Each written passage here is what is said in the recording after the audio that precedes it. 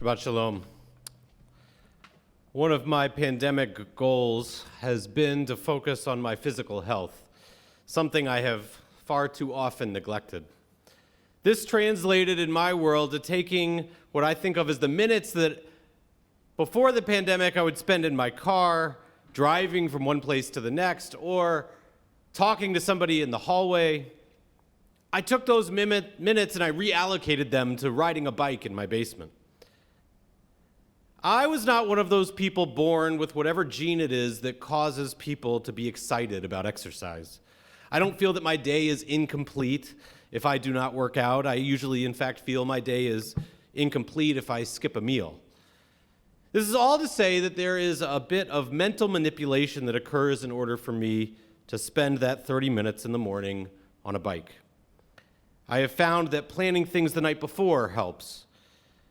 I have found that having the right gear gets me a little more excited. It's sort of like if I look the part, then maybe I'll act the part. But the most important factor I have found is finding a good teacher for whatever class I might be taking. And so I have very specific requirements. I like them to be very clear in their instructions. I find that I'm drawn to instructors who coach with positivity rather than what I would call the drill sergeants of the group, who make me feel like it's the first day of boot camp. Occasionally, I'll be on my bike and the instructor will say, "We're going to work hard for the next 30 seconds. Okay, I say to myself, I can do anything for 30 seconds. And I mentally mark the time on the clock on the wall. And here is the thing that I find I have almost no tolerance for. As the time approaches that 30-second finish line, and I know that I'm about to be done with whatever I promised myself I would just do because the instructor told me, occasionally the instructor will say, "You're stronger than you think, let's do an extra 15 seconds. Well, I have no patience for this. That's when things get biblical and I start saying things one should never be recorded saying. That was not the deal. You lied to me. I wasn't prepared for that. I was ready for this to end, and maybe I'm not as strong as you think I am." For a variety of reasons, I don't like surprises, and I definitely don't like surprises that move the finish line right when I'm about to cross it. The Torah portion this week is Parshat Shmini. Shmini refers to the first thing that happens in the Torah portion, which is Moses moves the goalposts. It opens by referring to the 8th day that Aaron and his sons stood outside God's office, the tabernacle, day and night. The very last verses of last week's portion say very specifically, "For 7 days and 7 nights, Aaron, you and your children, you shall stand here and prove your holiness to me 7 days." 7 is, of course, a deeply important number in Torah and our tradition. Refers to the 7 days of creation, the 7 days of the week, the final of those being this day we are beginning now, Shabbat. It's a sign of completion, of wholeness. Couples circle each other at a Jewish wedding 7 times for precisely this reason, and many of our holidays are 7 days long. And if you're thinking, well, some of them are 8, it's only because the first day is counted twice, and you don't start counting until the second day. 7 is a sense of completion for us. But this week, as Cantor Kathy will read in a few moments, the Torah portion begins not on the 7th day, but very clearly. Moses waits until the 8th day to allow Aaron and his children to move from the place they have been standing. Oh, if it were me, I would have been so mad at Moses, maybe even at God. I wouldn't have worked out with them the next day. And yet, the 8th day, the extra time added at the end of a goal we've been working towards, it seems to be more common in our lives than perhaps we admit. We are a people who love convenience. We often thirst for immediate gratification, and we want to see the realization of our work right now.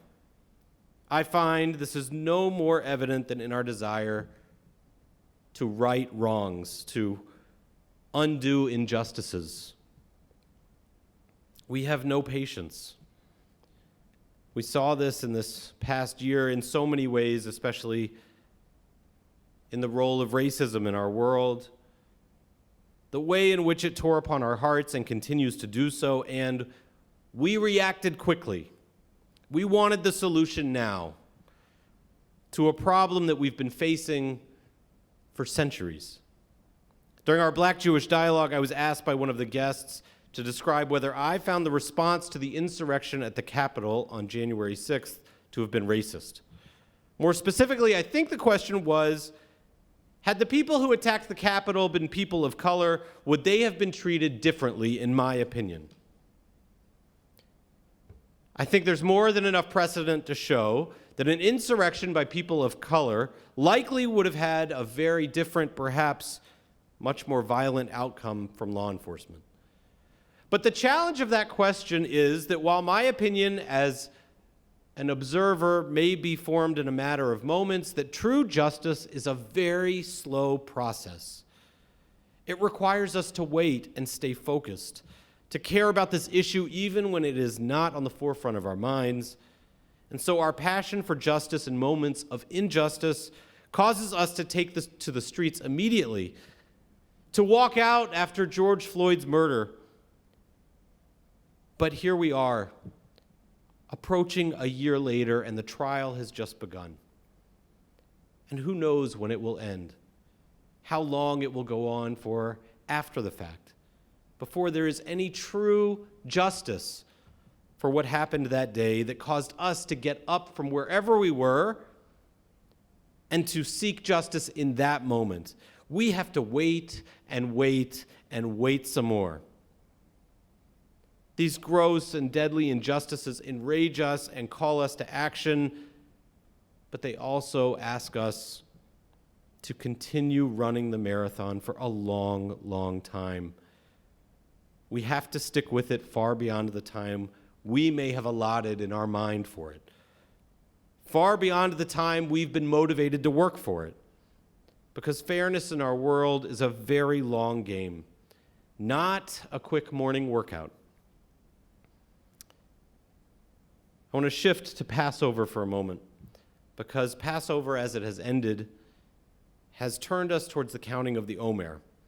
The Omer is a counting of 49 days symbolizing the period of time between the Israelites' freedom from slavery in Egypt to the moment that they received Torah at Sinai.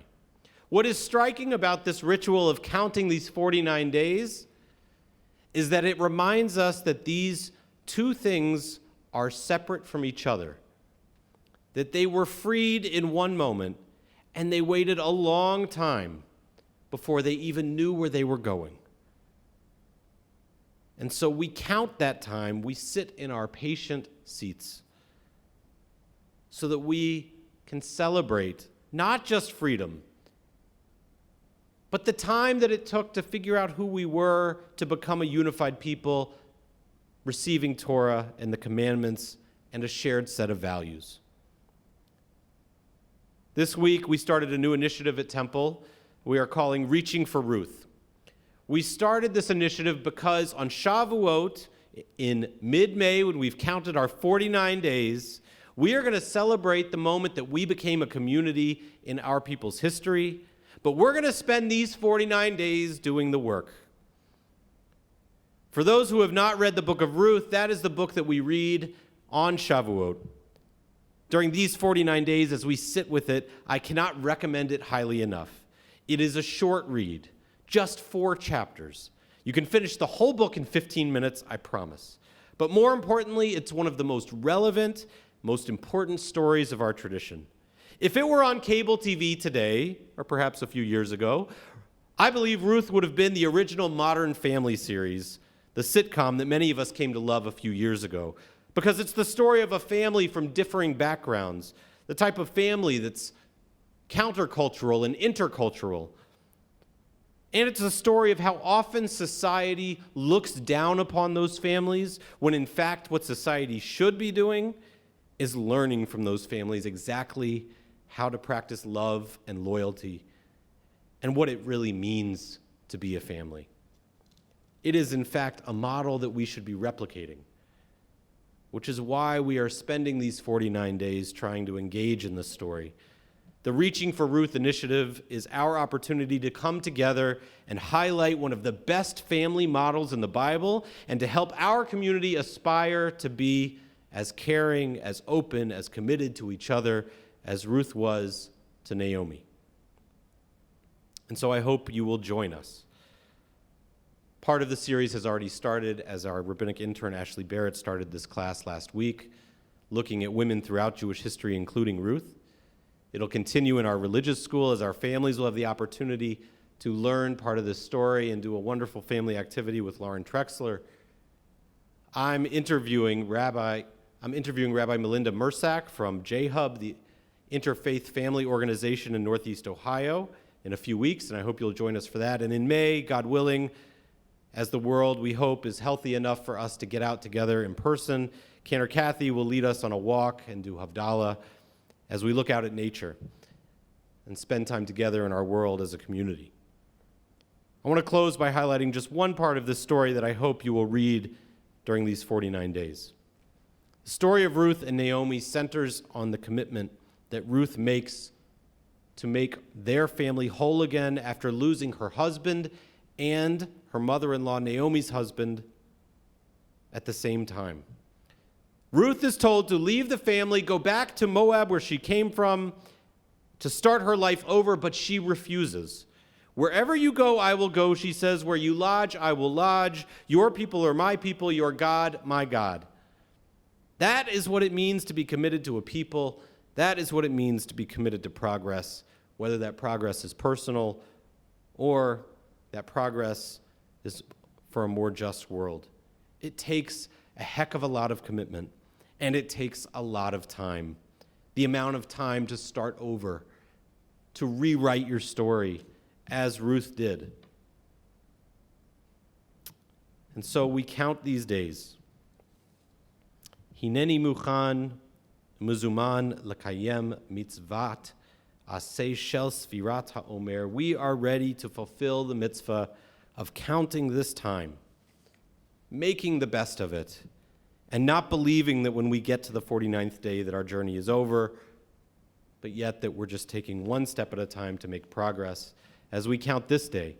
Hayom shlosha asar yom shahem shavua echad v'shisha yamim laomer. Today is the 13th day of this journey, making it 1 week and 5 days of our Omer as we walk towards Shavuot. May we experience the 8th day. May we find it to be sacred. May we cherish it, even if it is more work than we thought we signed up for. For perhaps that is where holiness exists. And that is the journey we have always been on. One that may not have a finish line in our immediate sight, but one that makes progress every day. Shabbat Shalom. We turn now to our Torah service as we turn to page 246. We invite you to stand as we prepare to read these very words about that 8th day from Parshat Shemini in the book of Leviticus. Please rise. Ki mitzion tetzei Torah, ki mitzion tetzei Torah, udevar Adonai mirushalayim, baruch shenatan Torah Torah.